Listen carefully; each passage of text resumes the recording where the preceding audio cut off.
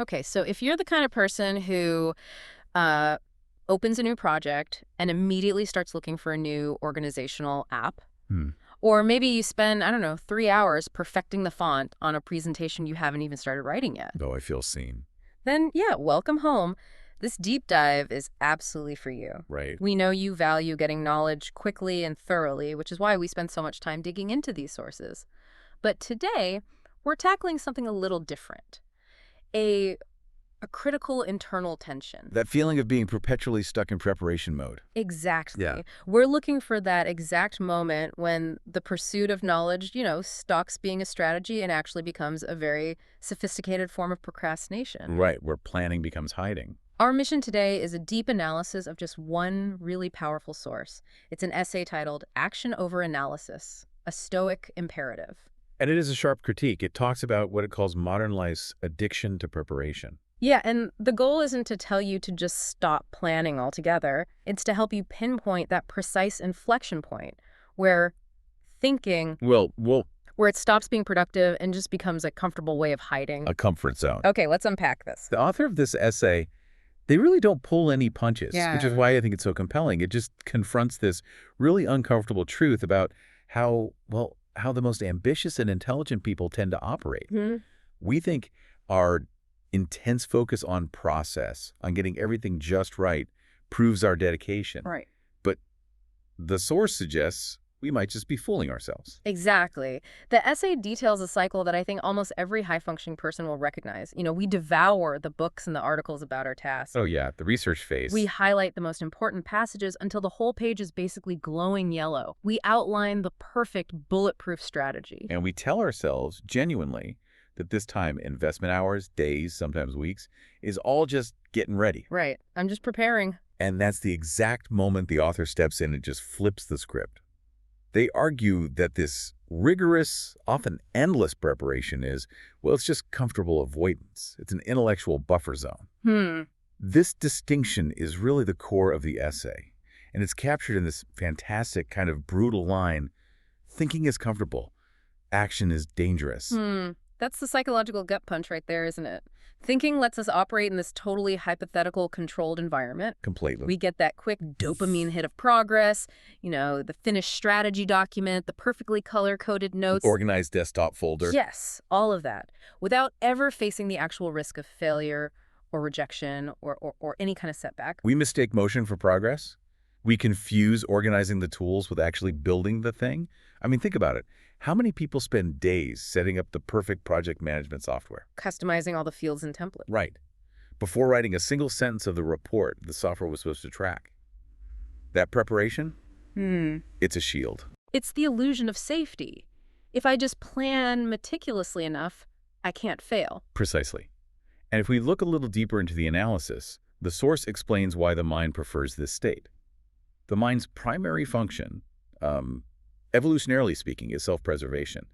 It Yeah. wants to calculate every possible outcome to avoid pain. So preparation feels like a highly effective pain avoidance mechanism. We're creating these elaborate mental flowcharts, hoping that if we just plan hard enough, we can, force the universe to guarantee a successful result. And that is the tragedy of overanalysis. The irony, according to this source, is that this tendency, this meticulous deliberation, it's often the ultimate barrier. It's just fear. Pure and simple? Pure and simple, but it's cloaked under the very respectable guise of due diligence. Yeah. The moment you look at your notes and you genuinely feel ready, but you still don't start, that hesitation isn't a lack of information. It's intellectual surrender. But wait, where's the line? I mean, foundational work is absolutely necessary. You don't want a surgeon who decides to just act without any preparation. Of course not. So how do we distinguish necessary diligence from comfortable avoidance? That's a critical question, and the essay answers it by suggesting the difference is in the feeling of certainty you're chasing.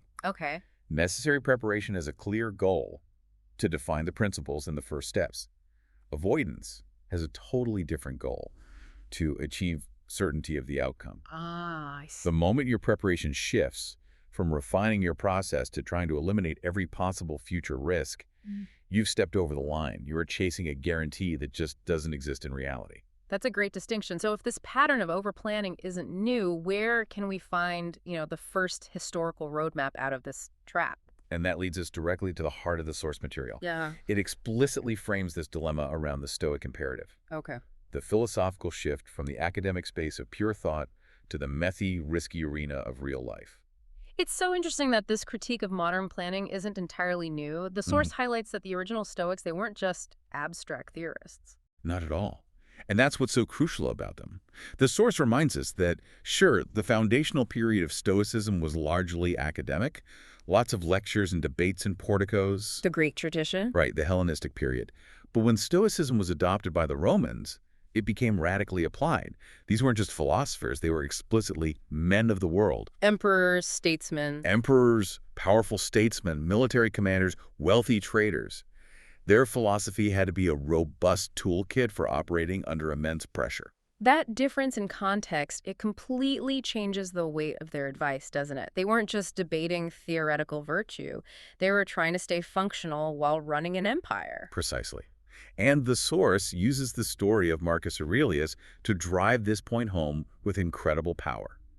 You know, we treat meditations like this sacred text today, one of the great works of philosophy. Of course. But the essay forces us to remember the context. He wasn't writing it for a graduate seminar. He was absolutely not. He wrote it as a private, almost an emergency tool, a field guide to moral resilience. As the source says, he wrote this private journal to keep his sanity. While what? While he was literally commanding an army on the freezing Danube frontier, fighting Germanic tribes. This was philosophy applied in a life-or-death scenario, miles away from a quiet study hall. That one detail, commanding an army, is so compelling. It just puts all his theoretical advice under the most intense possible scrutiny.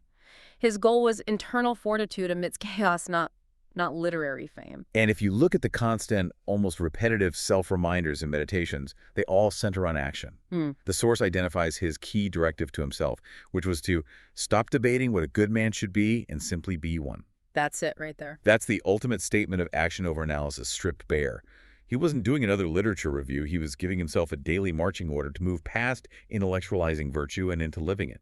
It's fascinating how that urgency just echoes across the centuries. We see the exact same practical critique in the writings of Seneca. Absolutely.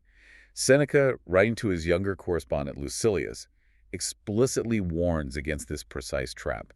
He was worried about what the source calls the paralysis of analysis. The danger of studying philosophy so deeply. Yes, of absorbing all the theory and principle that you eventually just forget to actually live by those principles. It's the difference between knowing the theory of swimming and actually getting in the pool. That's a perfect analogy. You can read every physics textbook on hydrodynamics, every guide on breaststroke mechanics, but until you jump in, you are not a swimmer. You are a reader of swimming books. Exactly.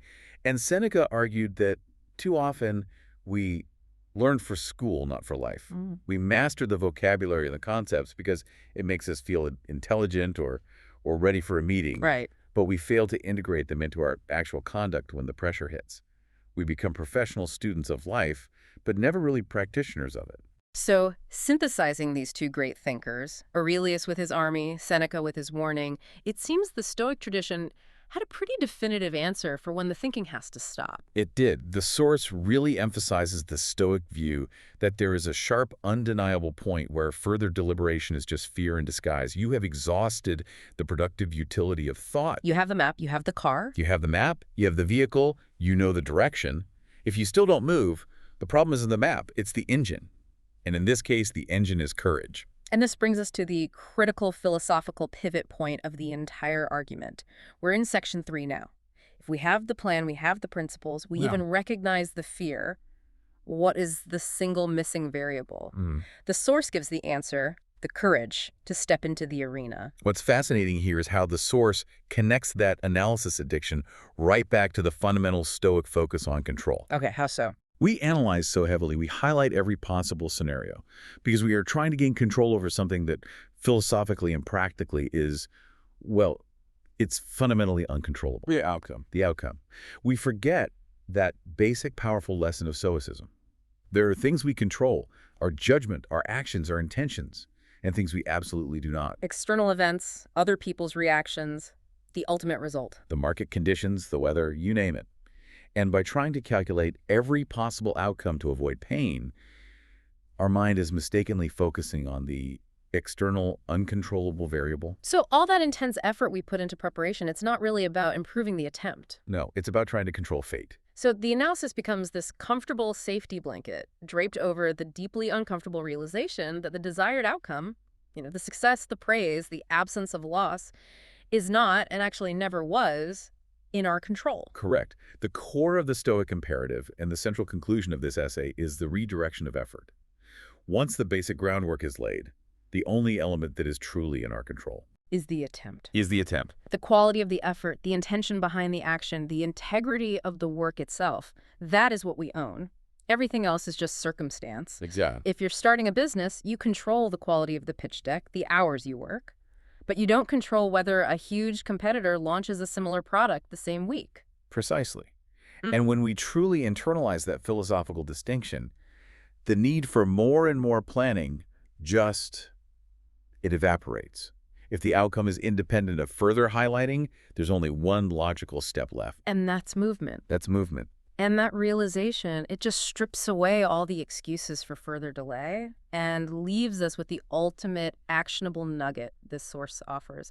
It really serves as the final instruction for you, the listener, who might be trapped in that infinite prep loop. It's powerful because it's so direct. It recognizes the intellectual surrender in stalling and just commands the shift. And that instruction, drawn directly from the text, is simple, blunt, and absolute. Close the book, put down the pen. The time for thinking is over. So what does this all mean? Our deep dive into action over analysis, it really clarifies the difference between, helpful strategy and fear-based stalling. Right. The initial steps of reading and planning are necessary. Of course they are. They're the foundation. But there is a clear, identifiable point of transition. We see it in the actions of Aurelius and the warnings of Seneca. The essay isn't telling us to be reckless. No, not at all. It's telling us to recognize that moment of intellectual surrender and to push past it. The key takeaway for you is to recognize that final moment right before you launch into another round of research. That moment when your attempt to calculate pain avoidance just flips into comfortable avoidance. Yeah. The goal is to move from theory, what you should do, to practice, simply doing it. The value isn't in the perfect plan that guarantees success. It's in the courage of the first step. Because that effort, that attempt, that's the only thing you truly own. A very powerful idea. And so, if the outcome is ultimately irrelevant to your internal virtue, and only the attempt matters, this raises an important question for you to mull over. Okay. Before you start your next task or begin your next reading assignment that feeds into a bigger goal, how can you identify the precise moment, this time, when your preparation shifts from being productive strategy to becoming a comfortable form of avoidance? Assess your current mental state and ask yourself, is this truly necessary input, or is this just fear stalling the necessary output? That's the moment the book needs to close.